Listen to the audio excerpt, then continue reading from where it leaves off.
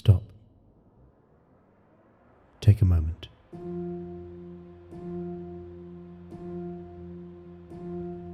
Do you ever feel overwhelmed by self-doubt?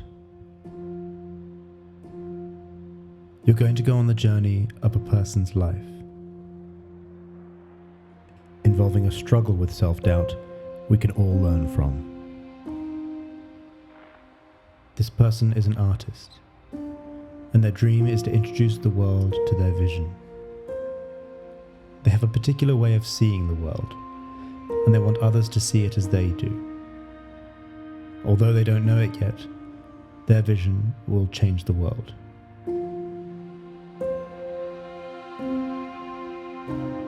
But this artist has doubts.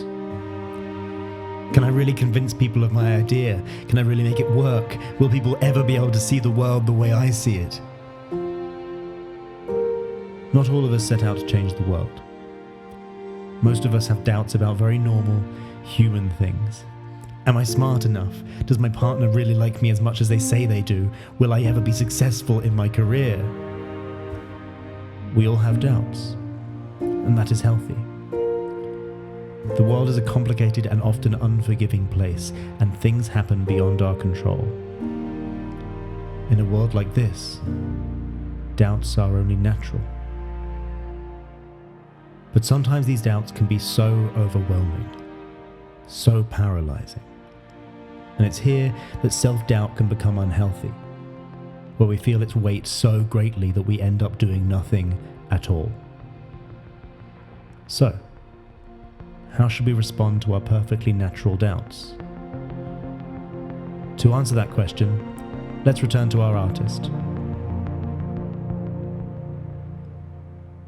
The life you are imagining is not far off the life of French artist Paul Cézanne.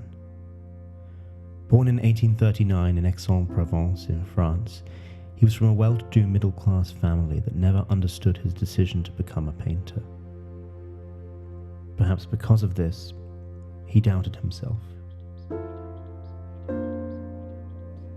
But he also went on to change the art world forever.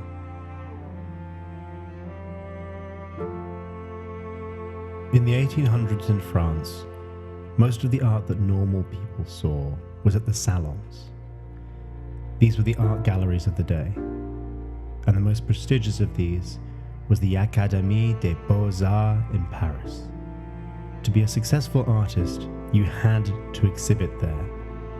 But what got exhibited were dark, realistic paintings with a moral message.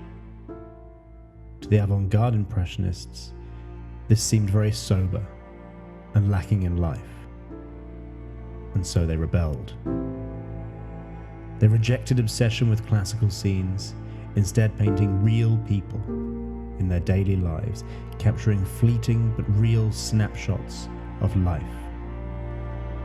While academic artists worked inside studios, even when painting landscapes, the Impressionists thought the vividness of the real world cannot be replaced. And so they worked on plein air, outside, trying to capture the fleeting effects of light, such as during a sunset, at the expense of specific details. The way something like a sunset actually seems to you and me. This is what made them different. They weren't interested in photographically reproducing reality. They wanted to capture the feeling of being alive.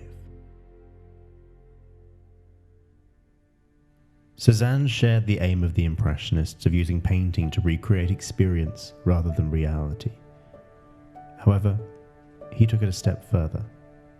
Rather than merely trying to capture the effects of light, Cezanne wanted to depict the experience of actual objects in the real world. Take, for example, Madame Cezanne in a red dress. If you sit still and stare at different parts of the painting, it seems uncomfortable and inexpertly realized. The perspective is all off. While the chair the woman sits on seems to be backed against the wall, the perspective lines at the top of the chair and the wall don't match up. and neither does that of the picture frame in the top left. Moreover, the line along the back of the wall, broken by the chair, doesn't seem to match up with itself. So why care about all of this? Why not just say, this is a bad painting? One way of interpreting what Cezanne was trying to do here was that he was trying to present, in a painting, what it is like to interact with the world in our real experience. When we're chatting with a friend in a room, we rarely sit or stand entirely still. Rather, we wander around, change our perspective, and see things from different angles. We don't see objects that we own as the two-dimensional projection on the back of our retina, because we have experience with these objects. Somehow, we see them as they really are. This might help explain Cezanne's painting. If you relax your eyes and focus on the painting as a whole, it almost seems to move between the different perspectives that explain each part. So he wasn't painting badly. He was risking ridicule in trying to do something new and seemingly impossible. He paved the way for artists like Picasso, doubting whether he would ever be successful, or if he'd just be dismissed as amateurish and bad for not just following the crowd.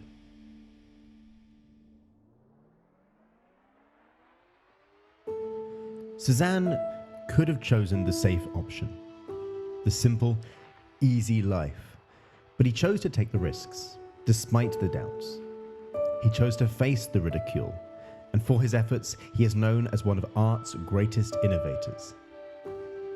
So when you're doubting yourself, wondering if you should just take the safe, easier option, remember Cezanne. Apply for that job course. Read that book. Go to that salsa class. Life won't always be easy, but choosing to be true to yourself may turn out to be the best decision of your life.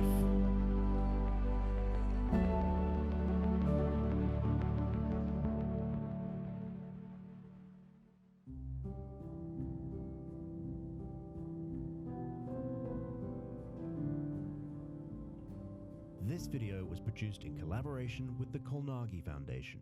To find out more about their work, visit carnegiefoundation.org.